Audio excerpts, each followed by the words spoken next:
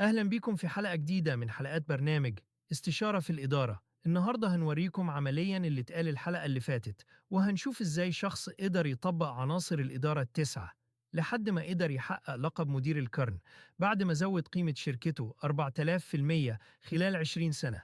حلقتنا عن عم الشغلانة وبابا المجال، الأسطورة جاك ويلش. أمريكي الأصل، اتولد سنة 1935. هو ابن وحيد لأب كان بيشتغل سواق قطر وأم ربة منزل. اتعلم لحد ما حصل على الماجستير والدكتوراه في الهندسة الكيميائية سنة 1960، وفي نفس السنة اتعين مهندس كيميائي في شركة جنرال إلكتريك. أول ما اشتغل قابلته مشكلتين أحبطوه، وكان هيسيب الشغل بسببهم. أولها إن جات له علاوة أقل بكتير من اللي توقعها، فحس بعدم تقدير. التانية لما حصل انفجار ضخم في مصنع تحت الاسم بتاعه وسبب أضرار كبيرة جدا، لكنه ما يأسش، عافر وفضل في شغله لحد ما اترقى ووصل لأعلى منصب في شركته وهو عنده 45 سنة، بعد صراع على المنصب ده مع 6 مديرين تانيين، وبقى نمبر 1. تعالوا دلوقتي بقى نشوف ازاي ويلتش طبق اللي اتكلمنا عليه الحلقة اللي فاتت، وده أهم جانب اهتم بيه ويلتش، سواء تعيينهم، تقييمهم، معاملتهم، وحتى فصلهم.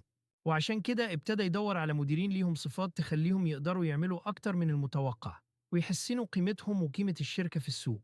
رغم نجاح الشركة واعتبارها من أكبر 10 شركات في العالم وقتها، إلا أن ويلتش كان ليه هدف واحد: إنها تبقى الشركة الأكبر في العالم. ويلتش أول كلمة قالها لما مسك مدير: نريد ثورة. وفعلا أول حاجة عملها بص على منتجات ونشاط جنرال إلكتريك، لقاها بتتكون من 350 شركة بتشتغل في 43 قطاع تجاري. الكلام ده ما عجبهوش وقال: يا أبقى رقم 1 أو 2 في مجالي يا نجيب ظرفها. وفعلا صفى كل القطاعات الخسرانة أو اللي إنتاجها ومكسبها ضعيف، واستثمر في قطاعات جديدة نموها سريع. وبكده قدر يسيطر على السوق الأمريكي وابتدى يبص للتوسع الخارجي. بص ويلش على هيكل الشركة وقرر إنه يفصل تقريباً تلت الموظفين عشان يقدر يحقق إنتاجية أكبر بتعيين ناس أفضل منهم.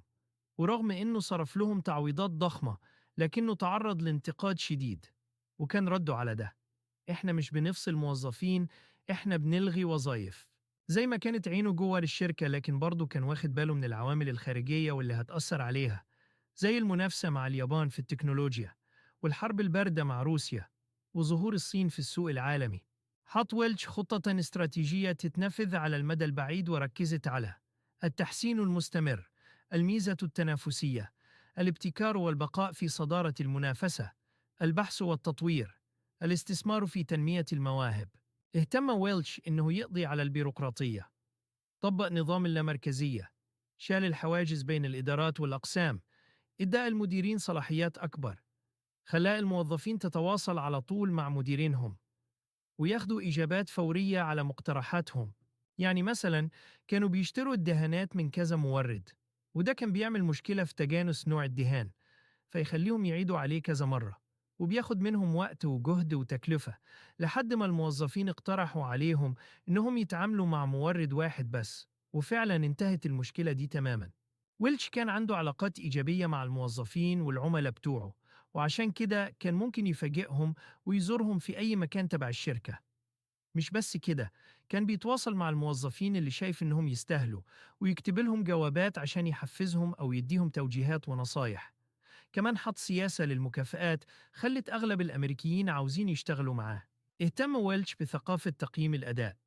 بالنسبة للأفراد، حط نظام اسمه رانك أند يانك، وده قسم فيه الموظفين إلى 3 شرائح: 20% متفوقين، ودول يتعاملوا زي نجوم السيما. 70% مش بطالين بس محتاجين تدريب عشان أدائهم يتحسن.